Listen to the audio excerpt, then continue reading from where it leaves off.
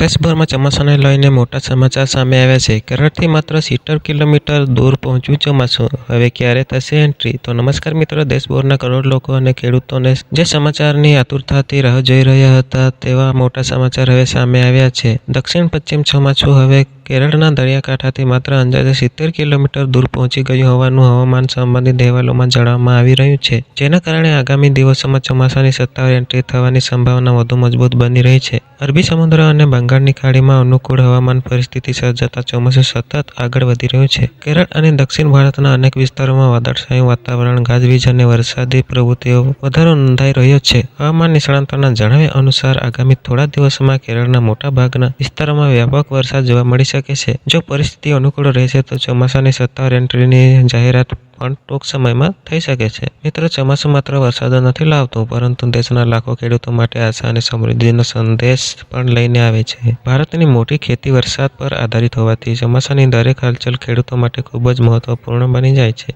હવે વાત કરીએ ગુજરાતની. ગુજરાતમાં હાલ પ્રી મોન્સૂન એક્ટિવિટી ધીમે ધીમે સક્રિય થઈ રહી છે. રાજ્યમાં કેટલાક વિસ્તારોમાં ગાજવીજ સાથે છૂટાછવાયા વરસાદની ઝાપટા નોંધાઈ રહ્યા છે. ચોમાસું કેરળમાં પ્રવેશ્યા બાદ સામાન્ય રીતે ઉત્તર તરફ આગળ વધે છે અને પછી ગુજરાત તરફ ગતિ કરે છે. હાલના હવામાન સંકેત મુજબ આગામી દિવસોમાં રાજ્યના કેટલાક ભાગોમાં પવન, ગાજવીજ અને વરસાદી માહોલ યથાવત રહી શકે છે. જો કે ચોમાસાની ગુજરાતમાં એન્ટ્રી અંગેની ચોક્કસ તારીખ માટે હજુ સત્તાવાર રાહ જોવાઈ રહી છે. આ દરમિયાન ખેડૂતોને સલાહ આપવામાં આવે છે કે તેઓ ખેતીની તૈયારીઓ ચાલુ રાખે અને હવામાન વિભાગના સત્તાવાર અપડેટ પર નજર રાખે. વીજળી અને ગાજવીજ દરમિયાન ખુલ્લા મેદાનમાં જવાનું ટાળો અને મુસાફરી કરતા પહેલા હવામાનની માહિતી જરૂર તપાસો. તો મિત્રો, ચોમાસાની પ્રથમ એન્ટ્રી હવે ખૂબ જ નજીક આવી ગઈ છે અને દેશભરમાં વરસાદ પ્રેમીઓ તેમજ ખેડૂતોમાં ઉત્સાહનો માહોલ જોવા મળી રહ્યો છે. તમારા વિસ્તારમાં પ્રી મોન્સૂન વરસાદ શરૂ થયો કે નહીં? અમને કમેન્ટમાં જરૂર જણાવજો. વિડીયો પસંદ આવ્યો હોય તો લાઇક, શેર અને ફોલો કરવાનું ભૂલતા નહીં. ધન્યવાદ.